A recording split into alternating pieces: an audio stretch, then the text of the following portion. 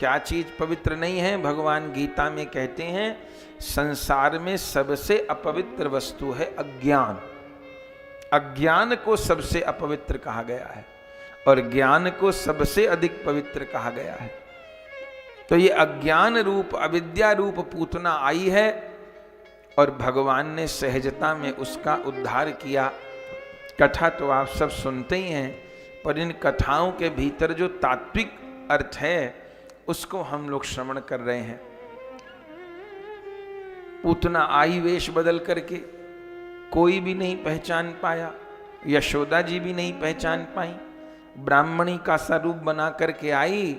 यशोदा जी ने सोचा किसी गांव की गोपी होगी, प्रणाम किया। इस पूतना ने कहा मैं तो ऋषि पत्नी हूं और मुझको ऋषि का आशीर्वाद है, मेरे आंचल से अमृत झरता रहता है। कहो तो तुम्हारे लाला को नेक दूध पिला दूं तो तुम्हारा लाला चैन की नींद सो जाए, कभी कोई रोग शोक न हो। मैया ने विश्वास किया और लाला को अकेले पूतना के पास छोड़ करके चली गईं, पूतना के लिए जलपान की व्यवस्था करने। और जैसे अकेले इसने प्रभु को देखा, उठाना चाहा। भागवत जी में लिखा है भगवान ने नेत्र बंद कर लिए। क्यों नेत्र बंद कर लिए? भगवान का प्रण है, निर्मल मन जन सो मोहि पावा, मोहि कपट छल छिद्र न भावा। ये है तो राक्षसी, लेकिन आई सुंदरी का रूप बना करके है।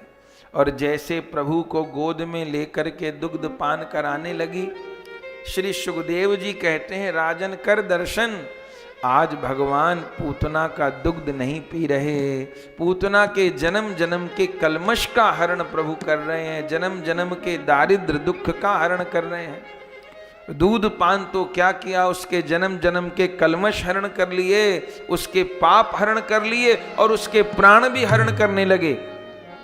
और तब तो ये घबरा करके बाहर को भागी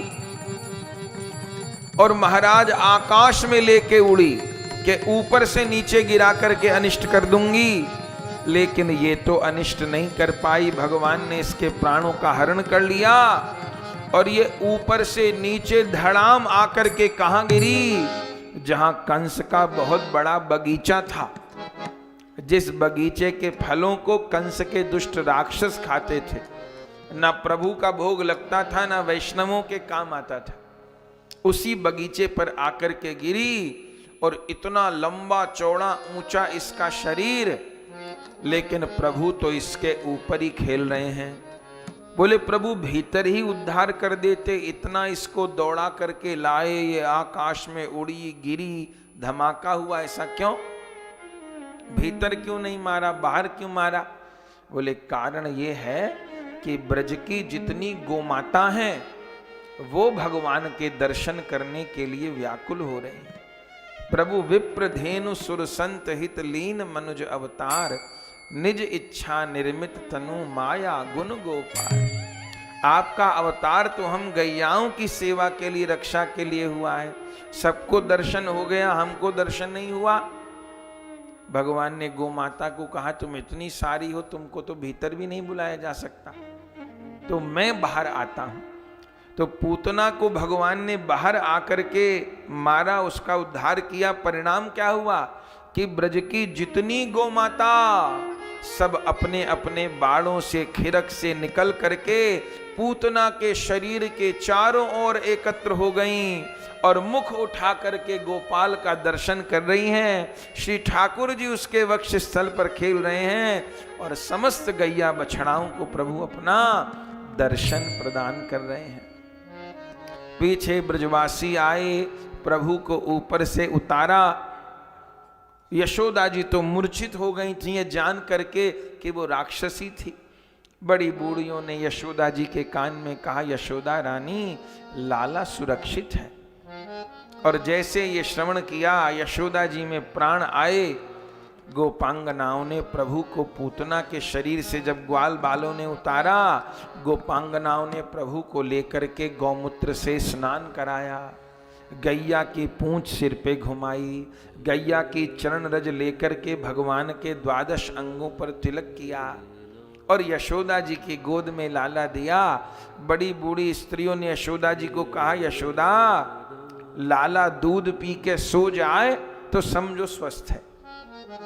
मैया ने लाला को गोद में लेके दूध पिवायो, प्रभु को नींद आ गई।